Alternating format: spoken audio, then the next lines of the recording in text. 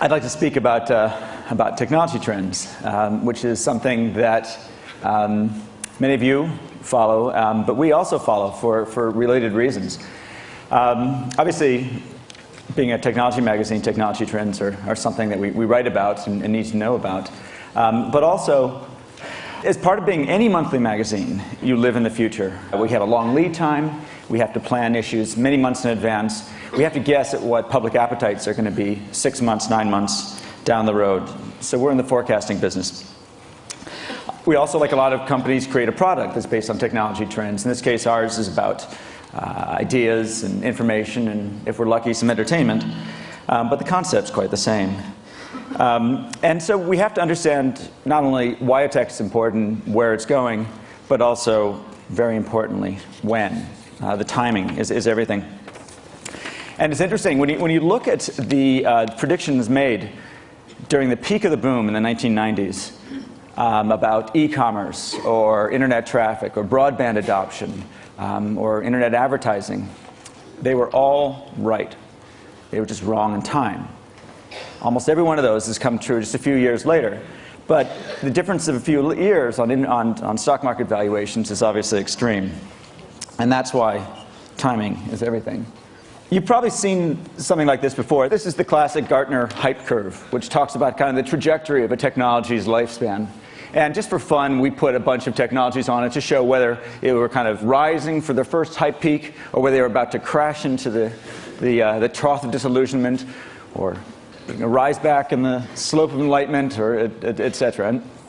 And this is one way to do technology forecasting. Get a sense of where technology is, and then anticipate the next upturn. We tend to do any technology that we think is sufficiently important. We'll typically do it twice. Once, we want to do it first. We want to be the first to do it for the geeks who appreciate that. We'll catch it right there at the technology trigger. You can see in 1997, we put Linux on the cover. But then, it comes back, and sufficiently big technologies are going to hit the mainstream. They're going to burst out. And then it's time to do it again, last year.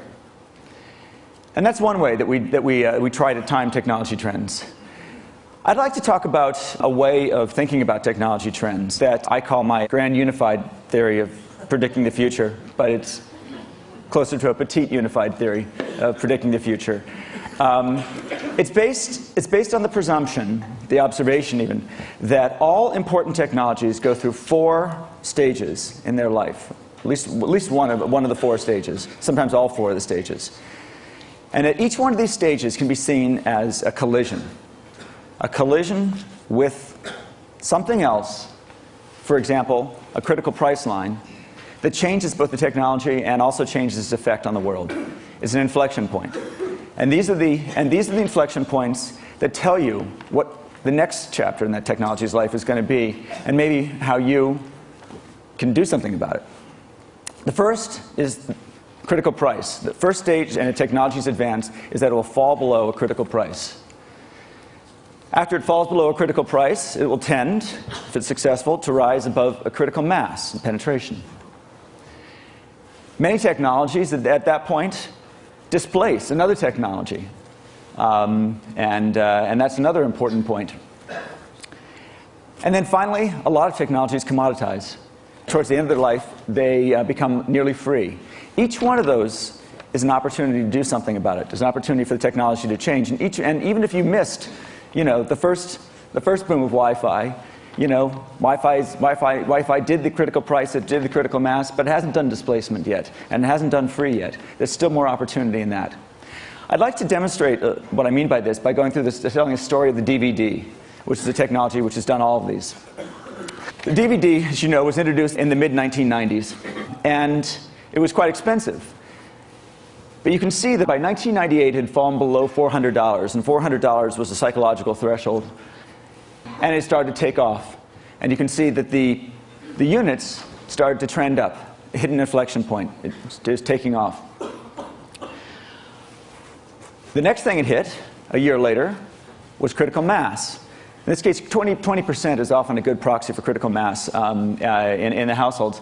And what's interesting here is that something else took off along with it, home theater units.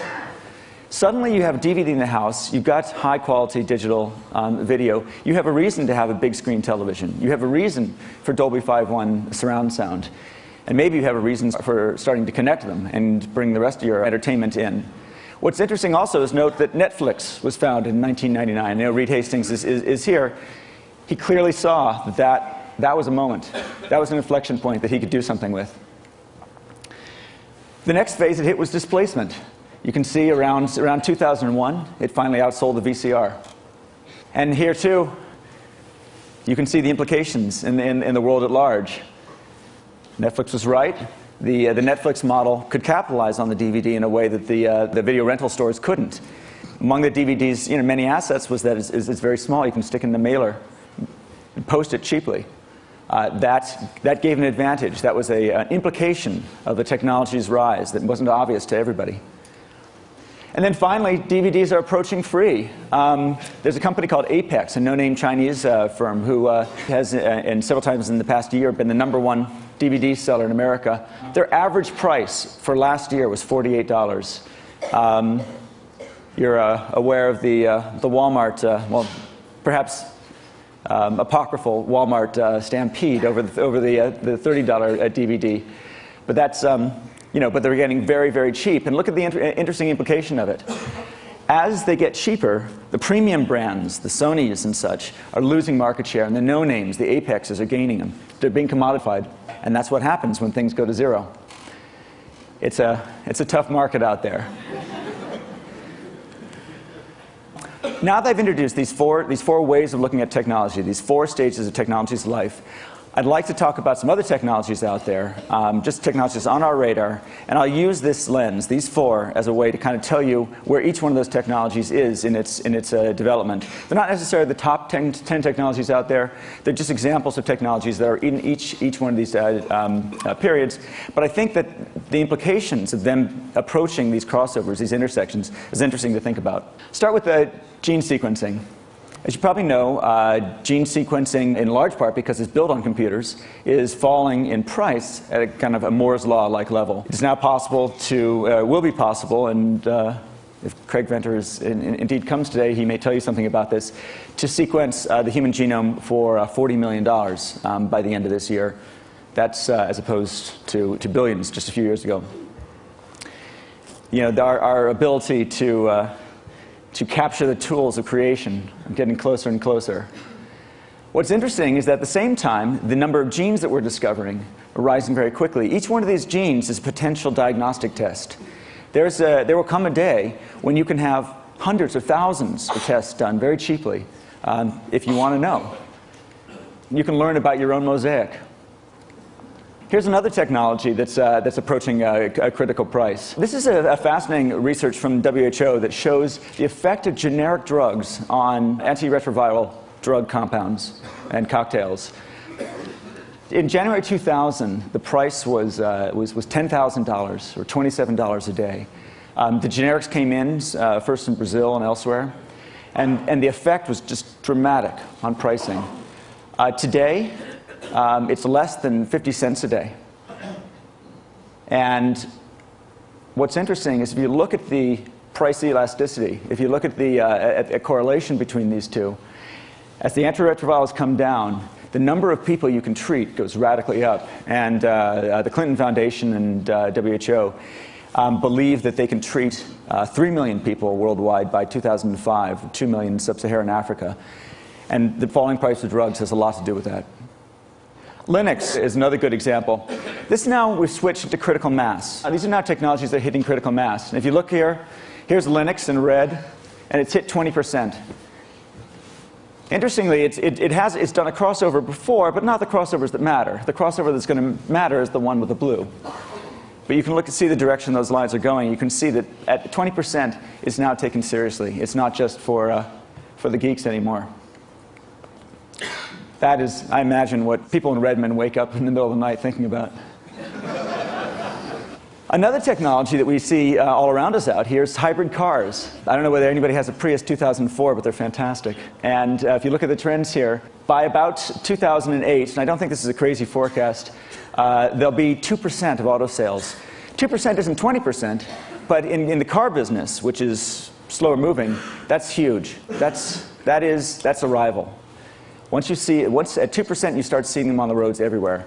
And what's interesting about the hybrids taking off is you've now introduced electric motors to the automobile industry. It's the first radical change in automobile technology in 100 years. And once you have electric motors, you can do anything. You can change the structure of the car in any way you want. You can have regenerative braking. You can have drive-by-wire. You can have replaceable body shapes. It's a little thing, and it starts with a hybrid, but it can lead to a whole new era of the car. Voice over IP is something you may have heard something about. Again, it's kind of coming out of nowhere. It's a little hard to use right now. There's a company created by the Kazaa founders called Skype.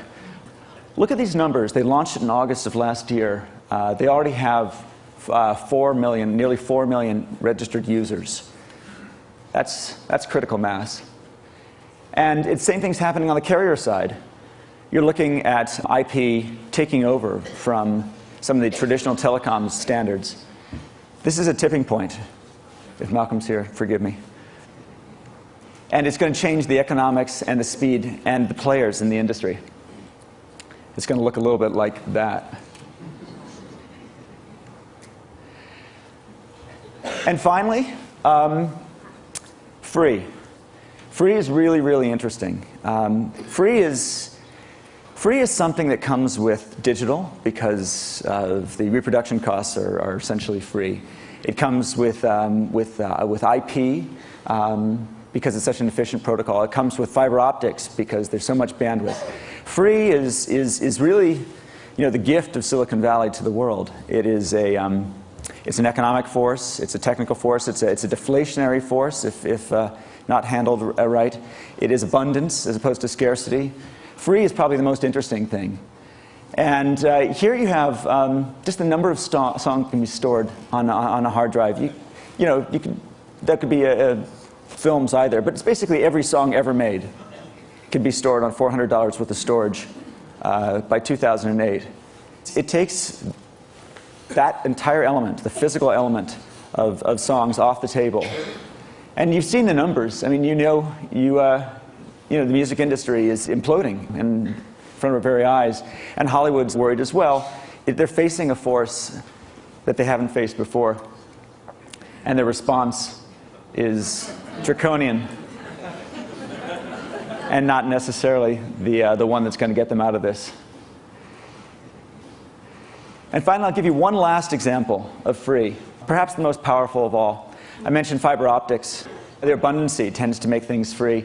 This is the price of a phone call to India per minute. And what's interesting is that it was just 1990 when it was more than $2 a minute. India still has a regulated phone system, and so did we. It was surprisingly non-innovative, moved very slowly, but then there was just so much fiber out there. It couldn't hold back. And look how quickly the price fell. You now can it's 7 cents a minute in many cases. And the consequence of cheap phone calling, free phone calling to India is the pissed off programmer. It's the outsourcing.